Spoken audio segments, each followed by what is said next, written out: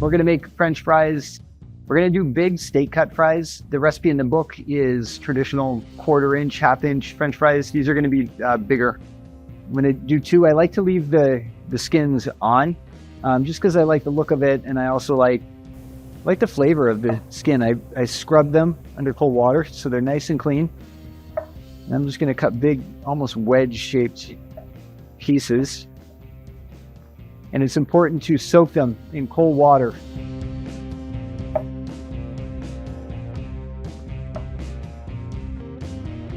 So these are for tomorrow, but I did some yesterday for today.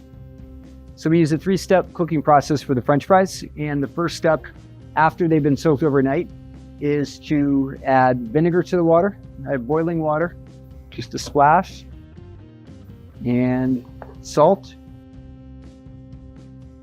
And that should be pretty aggressive, almost like salting pasta water.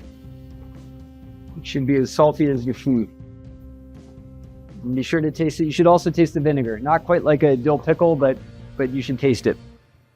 And then soaked potatoes go in.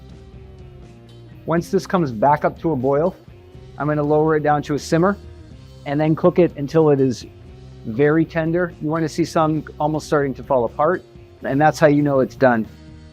So the French fries are fully cooked, and I can tell because they probed very, very tender. And I can also see some cracks starting to develop right there. I can see some cracks starting to develop there. It almost looks like they may fall apart if they cook much longer. And that's how we know that they're done, and they're going to stay tender and crispy when they bake. So I just use a little bit of pan spray on parchment. It will stick if you don't use parchment. This is going to go into a hot oven, 450 degrees for 15 minutes, and then we're going to rotate the pan 180 degrees and go back in for another 15 minutes. So these are our steak fries just out of the oven, and we're going to fry them, get them all crispy. And again, you can see how they're starting to crack. That tells you that they're fully cooked. During the boiling stage, you want to cook them as long as you dare, because that will make all the difference in getting them crispy. So yeah, these are crispy, and because we baked them as long as we did, these will stay crispy for the next half hour because we dehydrated them.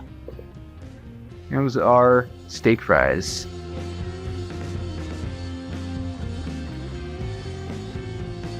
And it's audibly crunchy. I don't know if the microphone is picking that up, but you can see there's a crispy shell around the outside, and then the inside is just creamy, almost like mashed potato.